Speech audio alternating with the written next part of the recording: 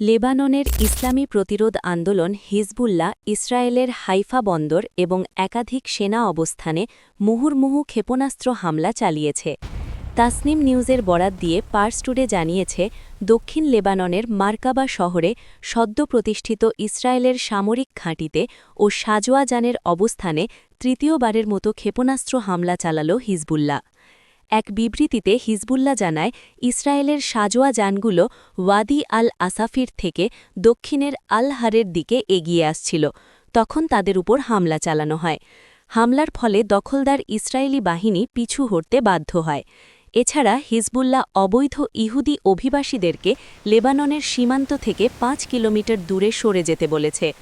সংগঠনটি ঘোষণা করেছে, অভিবাসীদেরকে দূরে সরে যাওয়ার আহ্বান জানিয়ে বলা হয়েছে, তোমাদের সেনারা লেবাননে আগ্রাসন চালাচ্ছে, নিরপরাধ মানুষকে হত্যা করছে, বেসামরিক অবকাঠামো ধ্বংস করছে, সবাইকে ঘরবাড়ি ছাড়া করছে।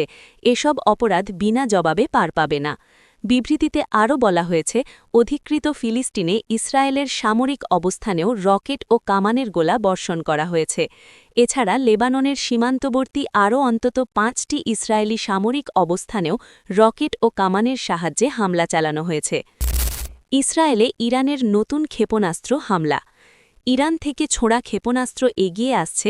ইসরায়েলি সেনাবাহিনী নিজ দেশের নাগরিকদের জন্য এমন সতর্কতা জারির কিছুক্ষণ পরই জানিয়েছে, এসব হামলায় এখনও পর্যন্ত কোনো নিহত বা আহতের খবর পাওয়া যায়নি। এর আগে ইসরায়েলি সেনাবাহিনী জানিয়েছিল, ইরান থেকে তাদের দিকে ছোড়া নতুন ক্ষেপণাস্ত্র প্রতিহত করার চেষ্টা চলছে।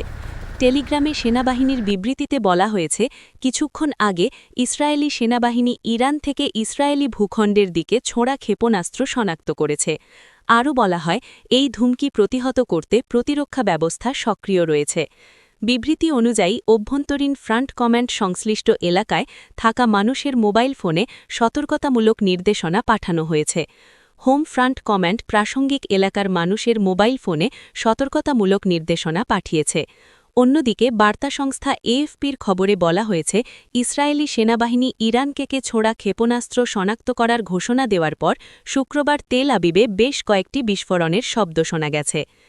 ইসরায়েলে একদিনে ১৪০ জন আহত, ৬ দিনে নিহত ১০ জন। ইসরায়েলি স্বাস্থ্য মন্ত্রণালয় জানিয়েছে যে ইরান ও হিজবুল্লাহর সাথে সংঘর্ষের ফলে গত ২৪ ঘণ্টায় ১৪০ জনকে হাসপাতালে ভর্তি করা হয়েছে।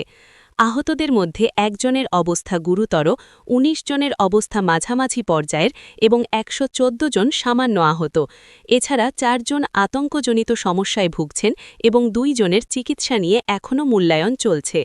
মন্ত্রণালয় তার টেলিগ্রাম বিবৃতিতে জানিয়েছে যে অভিযান শুরু হওয়ার পর থেকে ৬ই মার্চ শুক্রবার সকাল পর্যন্ত মোট আহতের সংখ্যা ১৬১৯ জন, যাদের হাসপাতালে নেওয়া হয়েছে।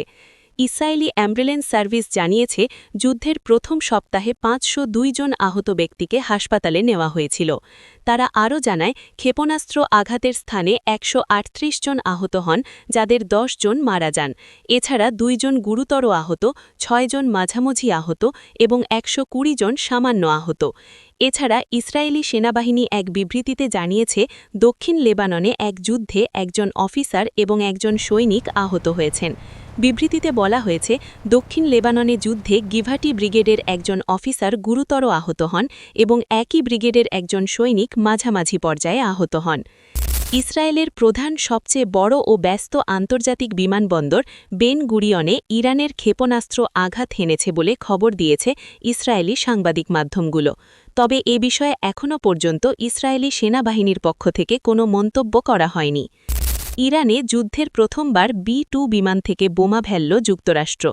ইরানের রাজধানী তেহরান সহ বিভিন্ন শহরে ব্যাপক হামলা চালিয়ে যাচ্ছে যুক্তরাষ্ট্র ও ইসরায়েল। হামলার সপ্তম দিন আজ শুক্রবার প্রথমবার যুক্তরাষ্ট্র B-2 বিমান থেকে বোমা হামলার কথা জানিয়েছে, আর ইসরায়েল বলেছে ইরানে তারা দ্বিতীয় ধাপের হামলা শুরু করেছে। ইরানের ওপর হামলার তীব্রতা আরও বাড়ানো জানিয়ে মার্কিন প্রতিরক্ষা মন্ত্রী পিট হেগসেট বলেছেন, এই বোমাবর্ষণের তীব্রতা নাটকীয়ভাবে বাড়তে চলেছে। মার্কিন সামরিক বাহিনীর সেন্ট্রাল কমান্ডের প্রধান অ্যাডমিরাল ব্র্যাড কুপার জানিয়েছেন শুক্রবার ভোরে যুক্তরাষ্ট্রের B-2 স্টেলথ বোমারু বিমানগুলো ইরানের ভূগর্ভস্থ ব্যালিস্টিক ক্ষেপণাস্ত্র লঞ্চারগুলোর উপর ডজন খানেক 2000 পাউন্ডের পেনিট্রেটার বোমা অর্থাৎ ভূগর্ভে প্রবেশ করে ধ্বংস ঘটাতে সক্ষম বোমা নিক্ষেপ করেছে।